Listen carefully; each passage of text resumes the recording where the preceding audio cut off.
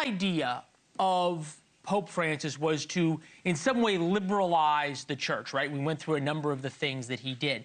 But at the same time, you said when politics and theology collide, Gen Z turning to Christianity, overall, younger generations are more spiritually curious.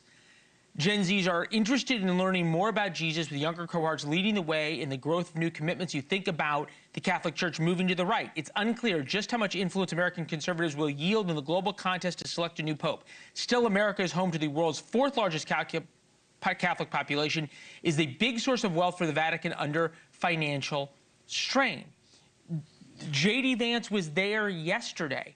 That is the future of the Catholic Church in America. How is that different than the future of the Catholic Church around the world?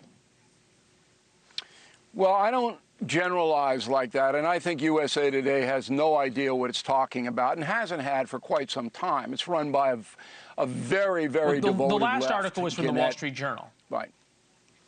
Okay, but the one that caught my eye that you put on the screen was USA Today. The Wall Street Journal took Pope Francis to task for not standing up to Xi and the Chinese communists when they demanded that they have the right to appoint Catholic bishops. And it's just crazy, because what was the Pope going to do? All right? He wanted to keep Catholics in China out of the gulags, so he had to do it. I mean, this is the kind of stuff that drives me crazy. If you look at Pope Francis, he wasn't really liberal in the political sense. He was trying to get as many people as possible to follow the tenets of Jesus, to be peaceful and kind, to be merciful. That's what he was trying to do.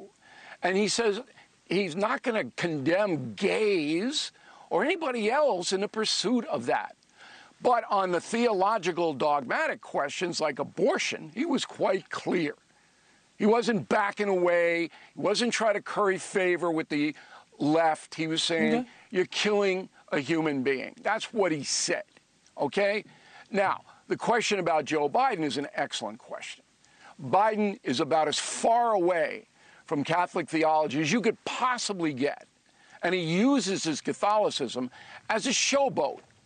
Okay? And that offended me, because you can't promote abortion as Biden did. He promoted it. The procedure, he promoted it. And go to church and stand there at the communion rail and go, okay. No, it's not okay. Francis didn't play that game. And I respected him for not playing it, because that's what the left wanted. That's what the Pelosi's wanted. And so it's a very complicated matter. But this was a good man, I think, essentially.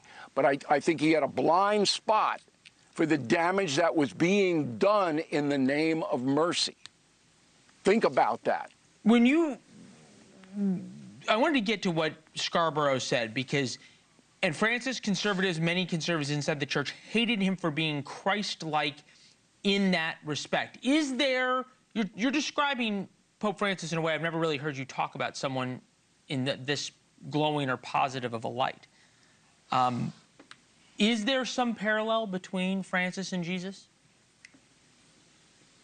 Well, that's a very interesting question. And I'm going to put Joe Scarborough aside, because what he does is try to diminish and demean conservative people. We don't do that here. Jesus was much more pragmatic than Pope Francis. The Nazarene understood he couldn't go up against Augustus in Rome. He couldn't speak out against the horrible Roman governance that brutalized the people right in front of Jesus' eyes. He couldn't do that, because if he did, he'd wind up like his cousin John the Baptist with his head cut off. And Jesus needed 2 years to formulate the Christian faith. He knew he needed it. The Sanhedrin tried to trap him, tried to get him to say things about Augustus and Rome that would get him killed. Like, what about paying taxes to Caesar? Give him a coin. Render to Caesar. Jesus outsmarted them all. Jesus did not advocate law breaking. He did not do that. He would not have done that had he been here today. He would not have said, Okay, President Biden, it's fine you don't obey immigration law. It's fine you allow 14 million foreign nationals into your country unattended. That's fine. Jesus would not have said that. And that's what people should understand. There is a law. There is a public law and a spiritual law. Sometimes they collide.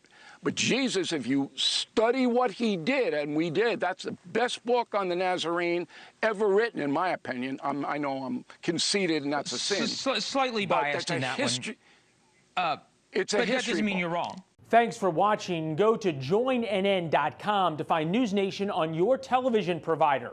And don't forget to click the red subscribe button below to get more of NewsNation's fact-driven, unbiased coverage.